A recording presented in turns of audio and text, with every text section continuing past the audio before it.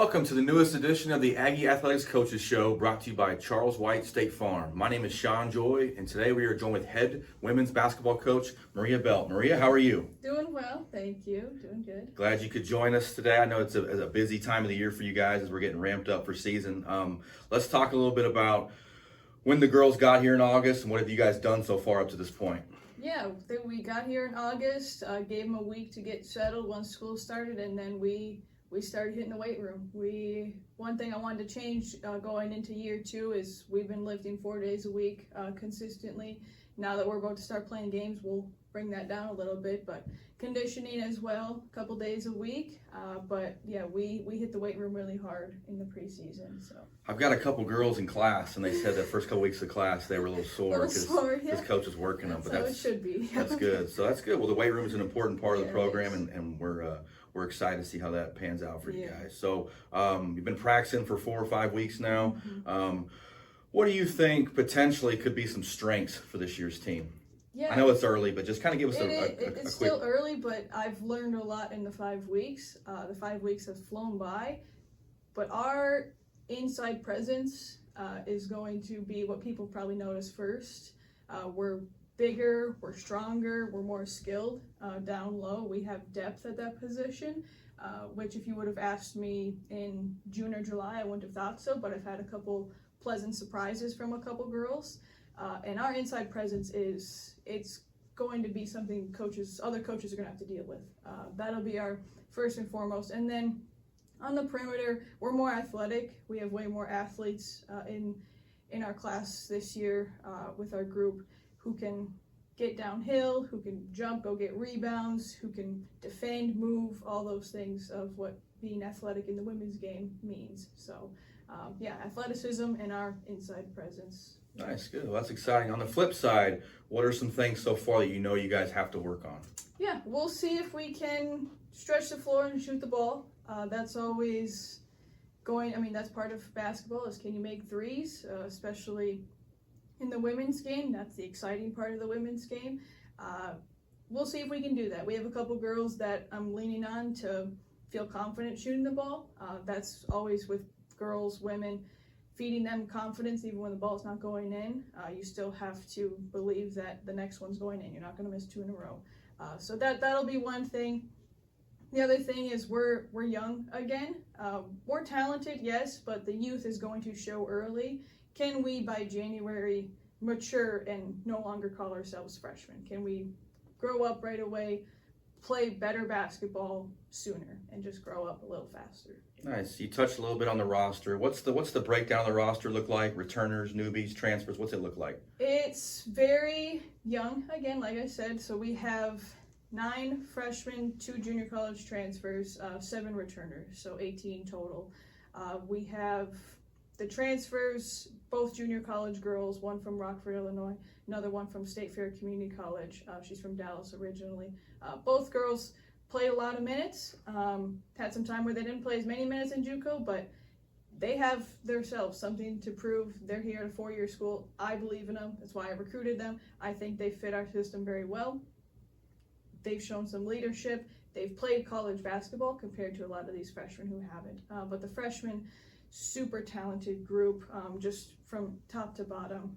All have proven themselves at high school. Now can they practice at a certain level, play at a certain level here at the college level? Like it's still a big difference, and we haven't even played anybody yet.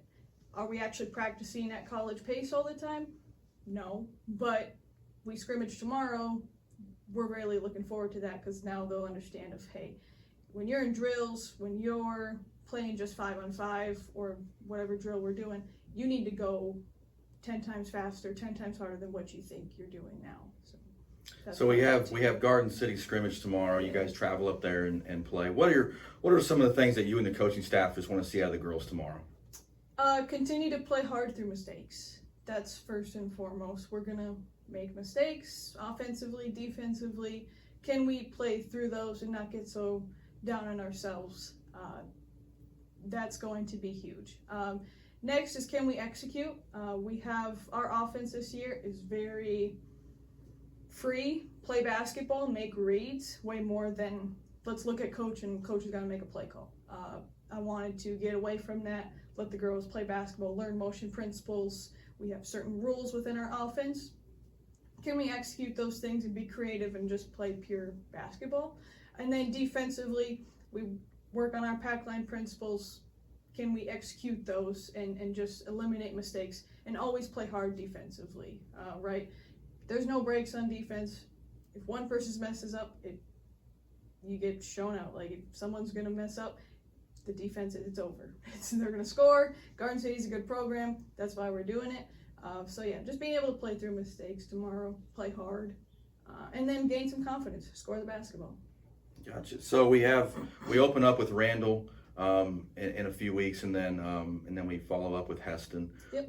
Kind of give us a preview of those two games and what you're looking to accomplish with those early non-con games. So yeah, we have a lot of home non-cons this year, which is great. That was kind of the first thing I wanted to do, is get us used to playing at home, get our crowd involved. But yeah, Randall, home opener, we play right away. First day you're allowed to play, we're playing. Get them out here and just see what we can do. Again, it's about building confidence early, especially before you go and play the gauntlet of the Sooner. But that's what that game's about. We need to build confidence, and we got to get one under our belt. Heston, good program, transferring from the JUCO to the NAIA scene. Going to be a good test on the road. Start to get the routine. What do I like to do as a coach on the road?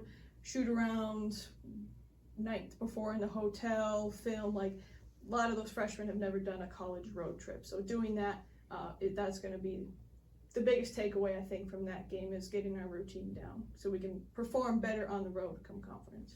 So in November, we're excited. We got the No Man's Land Classic, which men's basketball, women's basketball are teaming up for hosting kind of a round robin. Can you talk about that and what you and the men's program are wanting to accomplish with the No Man's Land Classic?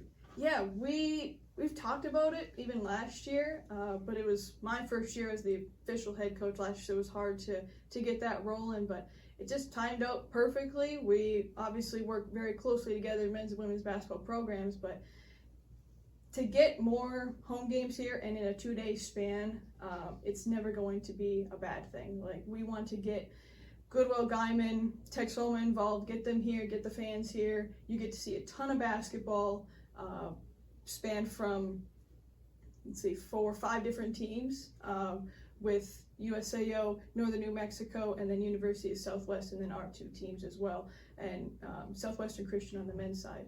But to be able to see all those different types of basketball 2 days straight, it's just going to be hopefully an electric environment.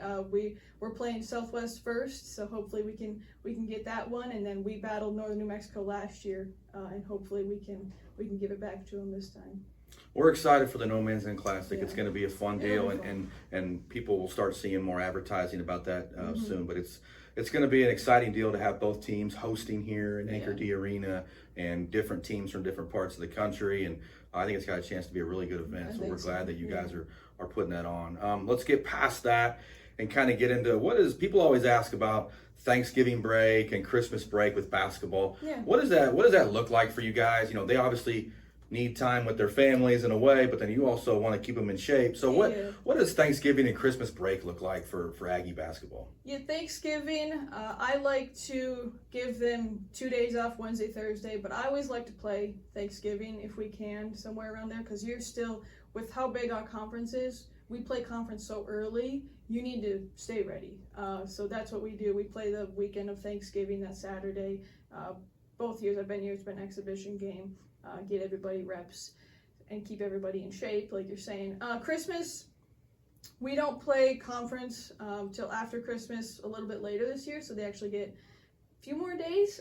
But yes, we'll bring them back about 6 days earlier, get them back in shape, 2-a-days, all those fun things that the girls enjoy. But you got to do it, keep them in shape. But you get anywhere from 10 to 11 days off to go enjoy family. I can go home and enjoy family, but yeah, it's a balance. You figure out what works for you all, but yeah, we're gonna be a team that gets up and down the floor a little more this year, so we need to be in shape. So yeah, Christmas break, we'll come back and we'll hit it hard with 2-a-days, but that's how it rolls. Yeah. I gotcha. You know, you were the interim coach for half the year, Mhm. 2 years ago. Last year was your first full year as the head coach. What are the biggest things that you guys want to do, need to do to take the next step in the Sooner? Because the Sooner, we all know, whether it's football, volleyball, softball, basketball, it's very competitive. Yeah. So what are the things that you and your coaching staff are trying to do to get the girls to make that next step? It is very competitive. I think the next step this year is we need to compete with the bottom first. We're not even going to talk about the top half of the Sooner yet.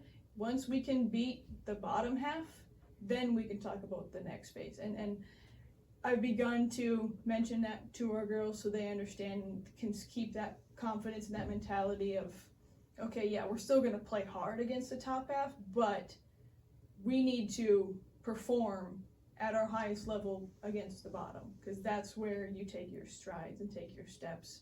Because if you win a certain number of games, you can still make the conference tournament without beating the top 4 teams, right? It's very possible. We saw teams do it last year. So that's our goal this year, and that's kind of what we're slowly putting in their ears, the players now, of how we need to address going into this year in this conference. You know, academics is important to OPSU athletics. We have a lot of teams that garnered academic awards last year. You know, women's basketball had a 3.6 GPA and was our best program. Talk about that and what that means to your program and what it's important, but also personally, what does that mean for you guys to have that and to obviously take some pride in that? Oh yeah, it's the plaque sitting in my office right in front of my door, so everyone that comes in sees it. I get comments about it once in a while, which is great.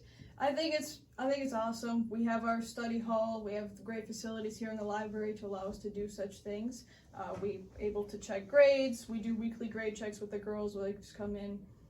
They'll initial their name. I say, hey, what's wrong with this one? You have a 0 in this class, and it's just holding them accountable.